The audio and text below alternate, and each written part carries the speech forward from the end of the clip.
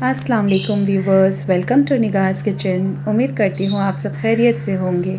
आज मैं आपके साथ बहुत ही चटपट जल्दी बन जाने वाली लावा केक या मग केक की रेसिपी लेकर आई हूँ, जो बहुत टेस्टी लगता है और कुछ मिनटों में ही बन जाता है।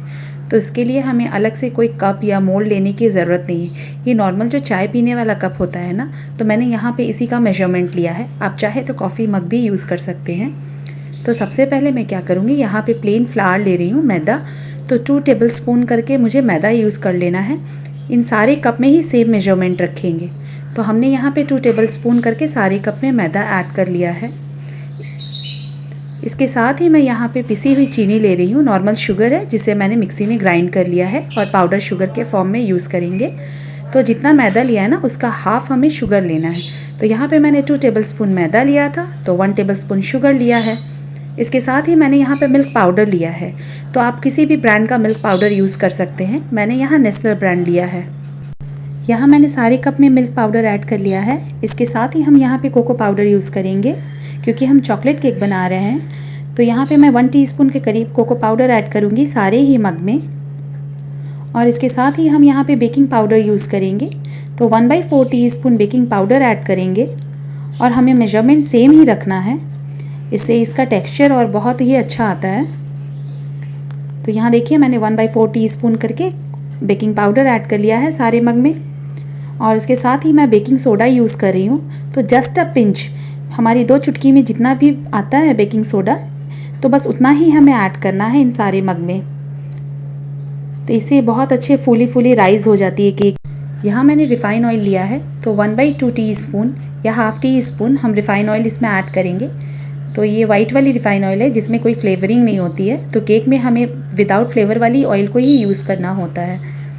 और इसके साथ ही मैंने यहाँ पे ल्यूक वार्म मिल्क लिया है, हल्का गुनगुना मिल्क, क्योंकि कच्चा मिल्क ऐड करेंगे ना तो इसका टेक्सचर अच्छा नहीं आता है। तो इसे हमें हल्का सा सुसुम कर लेना है और इसमें ऐड कर लेंगे। तो यहाँ पर मैंने 1 टीस्पून करके ऐड किया है और इसे मिक्स करेंगे हैंड विस्कर की हेल्प से। और अगर हमें लगा कि और भी मिल्क की ज़रूरत है तो 1 टीस्पून के करीब और ऐड करेंगे। तो देखिए, यहाँ पे अच्छे से मिक्स नहीं हो रहा है, तो हमें 1 से 1.5 टीस्पून और यूज़ करना है और इसे अच्छे से स्मूथ बैटर में रेडी कर लेना है। तो यहाँ देखिए, ये सारा बैटर बिल्कुल अच्छी कंसिस्टेंसी में रेडी हो गया है। तो हम इसे बेक करेंगे। तो आप चाहें तो इसे ओवन में बेक कर लें। मैं तो इसे गैस पे बेक करने वाली हूँ। तो बेकिंग करने से पहले कुछ और इंग्रेडिएंट्स ऐड कर देते हैं। यहाँ पे मैंने डार्क कंपाउंड लिया है। आप चाहें तो डेयरी मिल्क भी यूज़ कर सकते हैं या चॉकलेट कंपाउंड। और इसके इस तरीके से छोटे छोटे पीसेस मैंने जस्ट मिडिल में इंसर्ट कर दिया है, क्योंकि इसे लावा केक का टेक्सचर देना है, इसलिए चॉकलेट को हमने ऐसे इस तरीके से बैटर से हाइड कर दिया है। देखिए, इस तरीके से हमें बैटर से हाइड कर देनी। जब ये चॉकलेट जब रेडी होगा ना बनकर ये मग केक, तो बहुत ही ज़्यादा टेस्टी बनने वाला है।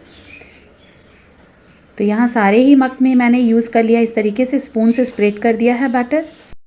तो अब हम इस मग केक को बेक करने के लिए रख देते हैं। तो यहाँ पे ऑलरेडी मैंने बर्तन को प्री हीट कर लिया है 5 मिनट पहले।